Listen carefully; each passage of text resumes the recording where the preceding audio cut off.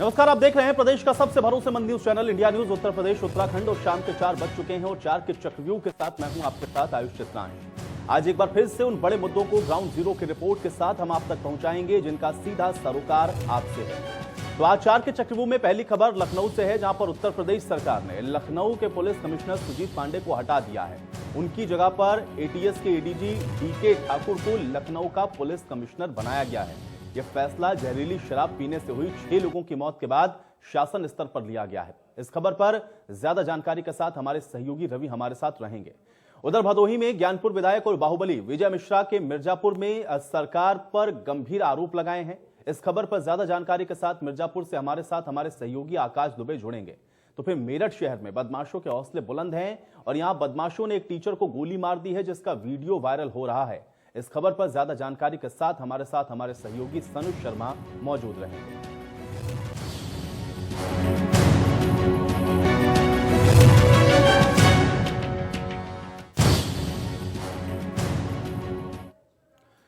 तो जहरीली शराब कांड में सरकार ने सख्त रुख अपनाते हुए लखनऊ के पुलिस कमिश्नर सुजीत पांडे को हटाया है और एटीएस के एडीजी डीके ठाकुर को लखनऊ का नया पुलिस कमिश्नर नियुक्त कर दिया गया है। ठाकुर ने तत्काल कार्यभार को ग्रहण किया है।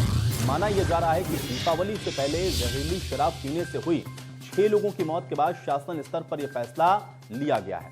अब लखनऊ के नए पुलिस कमिश्नर के रूप में डीके ठाकुर ने आधी रात को ही चार्ज संभाला है।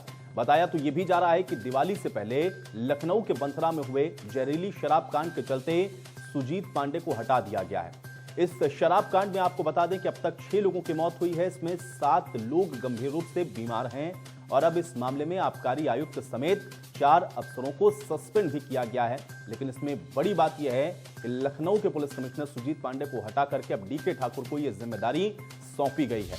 जहरीली शराब को लेकर के आपको बता दें कि लगातार विपक्ष भी हमलावर है और इसको लेकर के तमाम जो सवाल हैं वो सरकार के ऊपर खड़े किए जा रहे हैं। अखिलेश यादव से लेकर के कांग्रेस पार्टी तक सब इस पूरे प्रकरण को लेकर के सरकार के ऊपर सवाल खड़े कर रही है और यह भी कहा जा रहा है कि प्रदेश के अंदर जहरीली शराब का जो नेटवर्क है वो बहुत तेजी से फैल रहा है। लोग आए दिन जहरीली शराब की वजह से अपनी जान को गंवा रहे हैं, लेकिन उसके बावजूद भी सरकार के जो अधिकारी हैं वो अभी तक सोए हुए हैं। अब आपको यह भी बता दें कि इसमें आबकारी आयुक्त समेत 4 अफसर भी सस्पेंड हुए हैं, जिसमें सहायक आबकारी आयुक्त सुदर्शन सिंह, इनको भी हटाया गया है।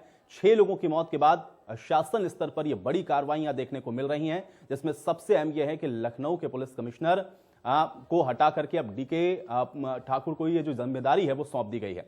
तो ऐसे में अब बहुत अहम यह है कि देखना कि जिस तरीके से जो जहरीली शराब है इसको लेकर के क्या आगे इस पर जो अंकुश है वो लगता है और कैसे इस पूरे घटनाक्रम को लेकर के जो विपक्ष हमलावर है उसका क्या जवाब सरकार की तरफ से दिया जाता है, क्योंकि लगातार पूरे प्रदेश के अंदर आप देख रहे हैं कि इसी तरीके से जो जहरीली शराब के मामले हैं वो बढ़ते जा रहे हैं, सामने आ रहे हैं। कई लोग अपनी जान इस जहरीली शराब के चलते गंवा चुके हैं और एक बार फिर से अब लखनऊ पुलिस कमिश्नर को हटा करके नई जिम्मेदारी नए कप्तान को सौंपी गई है। बातचीत करते हैं, रवि हमारे साथ हमारे सहयोगी जुड़ रहे हैं। रवि, सबसे पहले तो ये बताएं कि जहरीली शराब कांड के चलते लखनऊ के पुलिस कमिश्नर को हटा दिया गया है, बदला गया है, नए पुलिस कमिश्नर ने भी अपने चार्ज को संभाल लिया है। कैसे इस पूरे प्रकरण को आप देख पा रहे हो, क्या जानकारी इस पूरे प्रकरण में और आपके पास?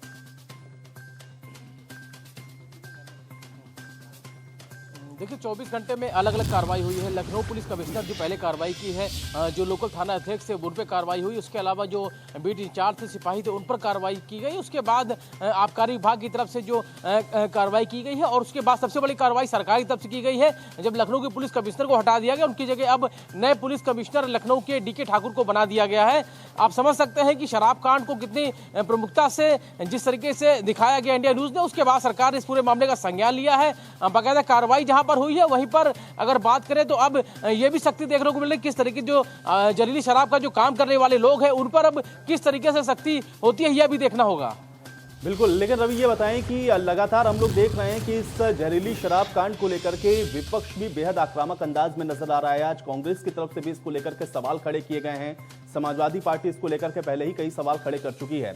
क्या ये माना जाए कि शासन स्तर पर इसलिए भी हम लोग इतनी बड़ी कार्रवाई देख पा रहे हैं, चाहे आबकारी विभाग के अधिकारियों को हटाया जाना हो या खुद लखनऊ के पुलिस कमिश्नर तक को हटा दिया जाना, क्या इस बात की तस्दीक कर रहा है कि सरकार भी इस पूरे घटनाक्रम को बेहद गंभीरता से ले रही है? रवि,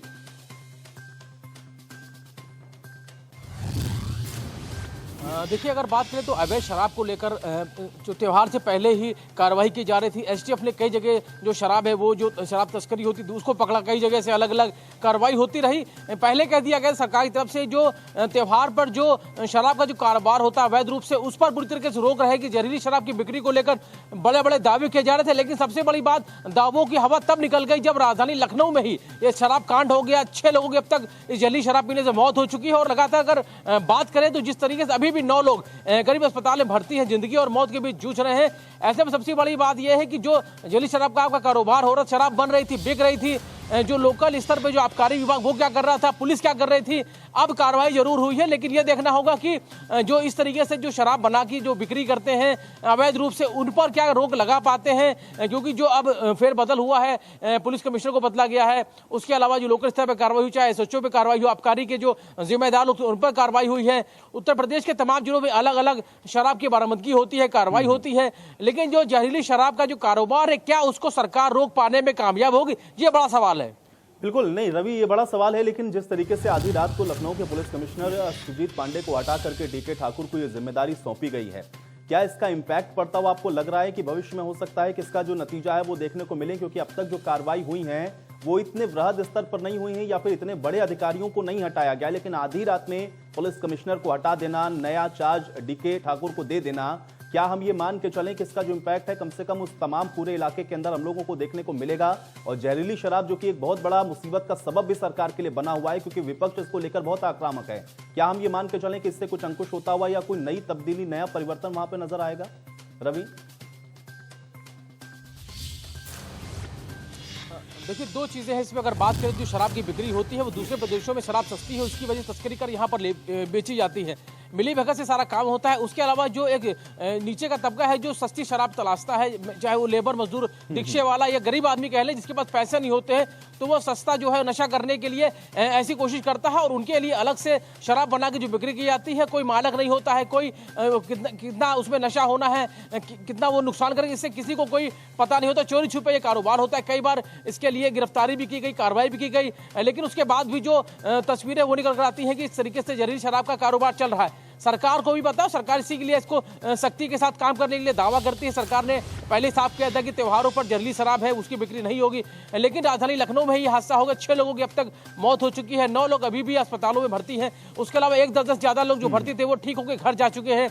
तो सबसे बड़ी बात यह है कि जो लोकल इस पर जिनकी जिम्मेदारी होती है उनकी मिली भगत होती है, जिसकी वजह से ये अवैध शराब का जो काम है वो चलता है। इसमें सबसे बड़ी बात लोकल स्तर पर उनको सख्ती करनी होगी, तभी ये जो अवैध शराब का जो कारोबार है उस पर रोक लग सकेगी। का बार बार जिक्र कर रहे हैं, ये चीज मैं थोड़ा आपसे जरूर समझना चाहूंगा। दूर सुदूर अगर थोड़ा सा कोई अगर इंटीरियर इलाका हो तो भी एक बार समझ में आता है कि हो सकता है कि वहां पर नेक्सस इतना तगड़ा हो या प्रशासन की ऐसी मिली भगत हो जो आइडेंटिफाई नहीं हो सकती, लेकिन लखनऊ या राजधानी के आसपास के इलाके में भी अगर जहरीली शराब की इस तरीके से बिक्री हो रही हो, लोग पी रहे हो, उसको उसके बाद 6 लोगों की जान चली जाए, 10 से 12 लोग ऐसे हों जो कि अस्पताल के अंदर एडमिट हों, तो क्या हम ये मान के चले कि जो तंत्र है जहरीली शराब के माफियाओं का वो इतना ज्यादा विकसित हो गया है या इतना ज्यादा स्ट्रांग है, इसको तोड़ नहीं पा रहा है प्रशासन? शायद इस वजह से इस तरीके की जो घटनाएं हैं वो राजधानी लखनऊ और उसके आसपास के इलाके में भी देखने को मिल रही हैं। रवि, देखिए, शराब जो खरीदी गई थी वो बताया जा रहा था कि एक कोटेदार की दुकान से खरीदी जा रही थी, जिसको खरीदने के बाद उनकी तबीयत बिगड़ी, अस्पताल में भर्ती कराए, जहां एक कर अब तक 6 लोगों की जान जा चुकी है। अब सबसे बड़ी बात, जब शराब के ठेके हैं तो ठेके से ना लेकर वो जो शराब थी वो कोटेदार अपनी राशन की दुकान से बिक्री कर रहा था। तो सबसे बड़ी बात यह है कि अगर ये हादसा नहीं होता तो उस दुकान के बारे में जानकारी नहीं होती। लोकल पुलिस को ये पूरे मामले की जानकारी क्यों नहीं हुई, आबकारी विभाग को क्या जानकारी क्यों नहीं हुई? अभी राजधानी लखनऊ की चिन्हट पुलिस ने एक बड़े गिरोह का खुलासा किया था जो इसी तरीके से शराब बनाकर बिक्री कर रहा था। जो दुकानों पर जो ठेकों पर जो शराब बिकती है उन्हीं का लेबल लगा के बाकायदा उनकी बिक्री की जा रही थी। एक बड़ा गिरोह का भंडाफोड़ किया। तो इस तरीके से कि जो कार्रवाई पुलिस की तरफ से की जाती है, आबकारी का जो काम है वो अगर सीरियसली होकर लोग काम करते तो शायद इस तरीके में जो डर है वो डर बैठेगा, जिसके बाद ही जो जहरीली शराब का जो काम करते हैं उन पे डर रहेगा, उसके बाद ये चीजें सब रुक पाएंगी। चलिए रवि, फिलहाल के लिए बहुत शुक्रिया हमारे साथ जुड़ने के लिए।